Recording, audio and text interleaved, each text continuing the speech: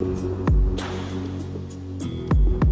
when a loved one goes missing, of course, you want to ensure that every resource is being used to find them. But picture this, the amount of effort and resources by law enforcement can in fact be determined by the color of that person's skin, where a missing white woman perhaps will receive more attention than a missing black, brown, or Indigenous woman or man. Some are calling this white woman syndrome.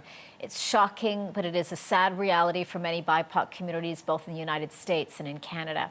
Joining me in our Realities of Racism panel to talk more about this, Sandy Hudson with Black Lives Matter. Cyrus Macarthur also joins us, Canadian artist, activist, and scholar. Great to have you both on the program. I'm so happy you could join me on this discussion today. Thanks for having me. I want to get your thoughts on this term that we're seeing a little more so these days, white woman syndrome. What does it mean to you, Sandy? Well, I mean, this is a term that was really first used by the American broadcaster, Black woman Gwen Ifill, the late Gwen Ifill. And when she used it, she was referring to the fact that a lot of issues, including the Rwandan genocide, did not get the same sort of media attention as other stories in the news, like when a white woman goes missing. And to me, this really points to two phenomena. One, which is that how we respond to missing people is a expression of how we value certain people in our society and how we don't value others, certain stories, and we don't value others. And the other thing that is kind of hidden underneath the surface of this issue that needs to be a part of the conversation is that missing people in general don't get a lot of good services in our society.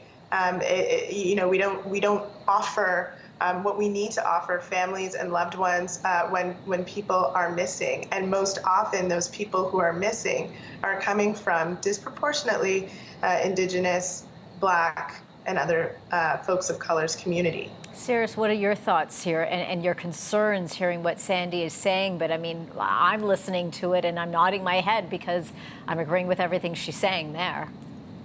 Yes, and I think that this is this is something that we all know to be true. We've seen the coverage, we've seen the way that things are disproportionately favoring talking about white people when they go missing. But we also know that white woman syndrome extends beyond just the case of missing people and extends more broadly into our society, so that there are particular people who are seen, as Sandy said, inherently more valuable. And so whenever anything happens to them, it is taken more seriously than it is taken for other people. Many people who are watching this show will have the experience in the workplace where concerns brought up by white women are taken maybe more seriously than those brought up by Black women. And other examples of prioritizing, listening to particular voices over others, saying that other people are perhaps less valuable in our society. For over a year, this panel has been talking about the issues of race and discrimination. What are the steps that we need to be taking, where we've moved forward, where we've taken steps back? And hearing the start of this conversation here, what does it say to you, Cyrus, in this fight for equality, inclusivity, for justice, for the end to systemic racism?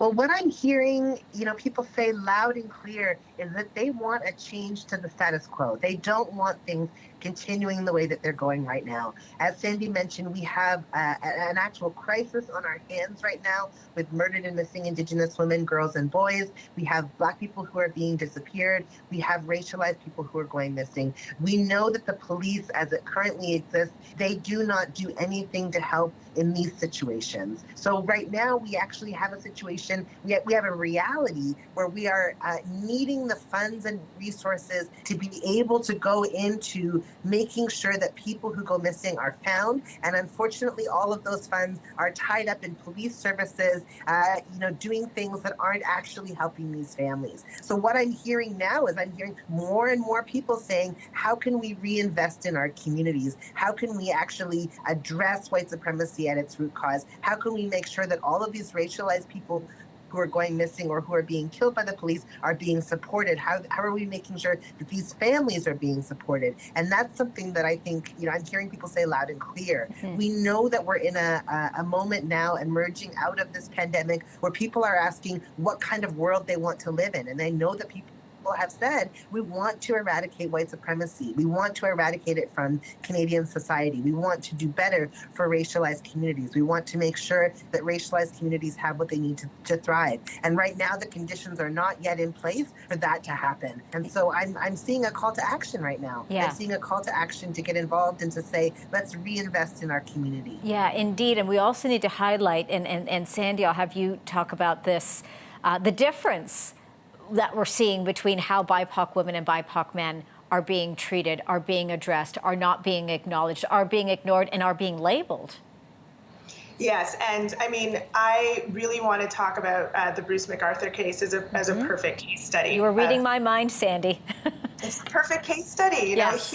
here there were so many men in Toronto's Church Street Village community who had gone missing, and for years, community members saying there's something happening here. There may be a serial killer in our midst. And it went as far as the police having a press conference to say, no worries, folks, there is no serial killer. And it wasn't until, and this is not to say that this case, that when a white man went missing, that it shouldn't have had attention. Of course, it deserves attention.